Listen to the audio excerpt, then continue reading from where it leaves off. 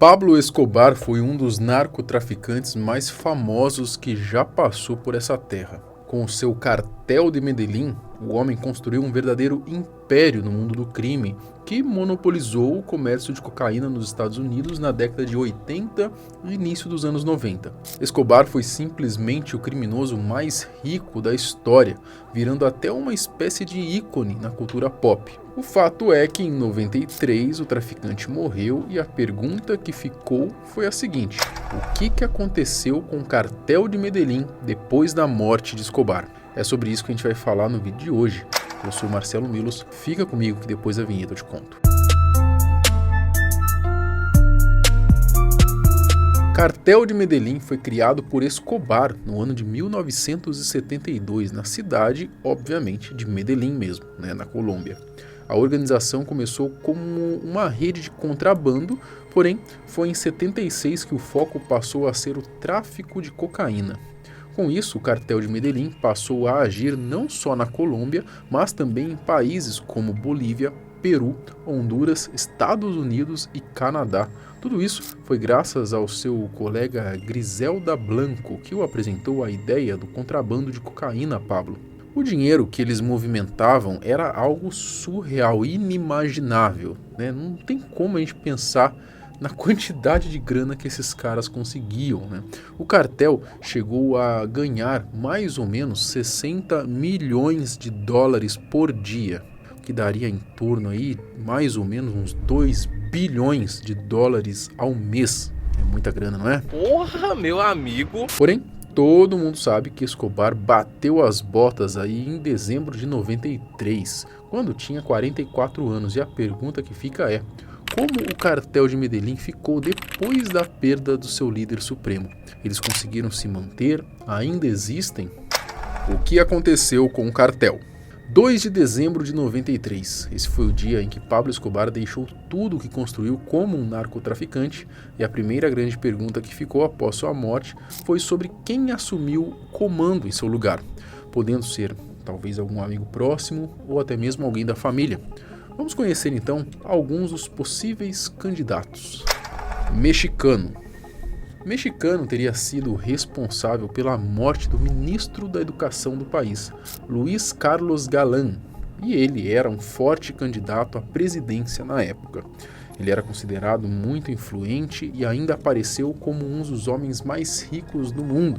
Mexicano tinha tudo para assumir o lugar de Pablo, mas a vida tinha planos diferentes, o levando antes mesmo do poderoso chefão, já que em 15 de dezembro de 89, Mexicano foi morto a tiros pelas Forças Armadas da Colômbia.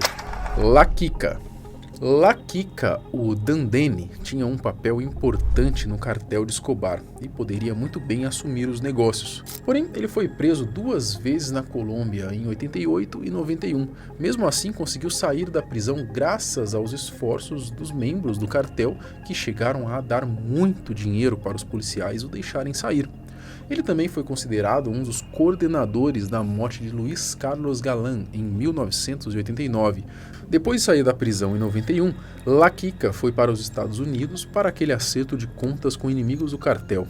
Mas tudo deu errado, já que ele foi preso, além de ser acusado pela própria autoridade colombiana de matar centenas de policiais e cometer atentados terroristas. Resumindo, ele pegou uma dezena de prisões perpétuas e está até hoje lá nos Estados Unidos preso. Então foi outro que ficou indisponível para manter a força do cartel. Popeye. Uma das pessoas que acreditavam que poderia tomar posse no lugar do chefe era um dos assassinos mais próximos de Escobar, o Popeye. Ele matou tanta gente que não dá nem pra gente contar. O Popeye estava entre os organizadores da morte de Luiz Carlos Galán. Mas apesar de ser uma das opções aqui na lista, a verdade é que em 92, antes da morte de Pablo, o tirano decidiu se entregar às autoridades e pegou 13 condenações, ficando preso por 23 anos. Ele saiu em 2014, voltando para a vida do crime, e em 2018 ele acabou sendo preso mais uma vez. Popeye chegou até a se tornar um youtuber, acredite se quiser, Tem até vídeo falando dele aqui no canal. Um dos maiores assassinos que já passou pelo mundo acabou morrendo com câncer no esôfago quando tinha 57 anos. Carlos Leder. O homem era um dos membros da organização mais próximos de Escobar e cofundador aí do cartel de Medellín.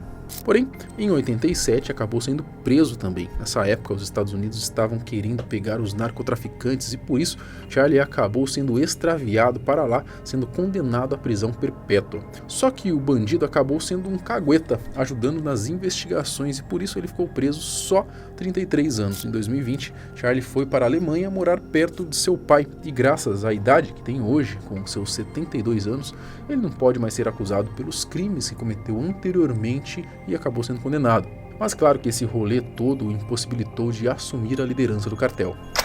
Os irmãos. Sobrou falar de 3 dos mais prováveis, mais possíveis líderes após a morte de Pablo. São eles Fábio, Jorge e Juan Ochoa, que eram também cofundadores do cartel de Medellín, assim como Escobar.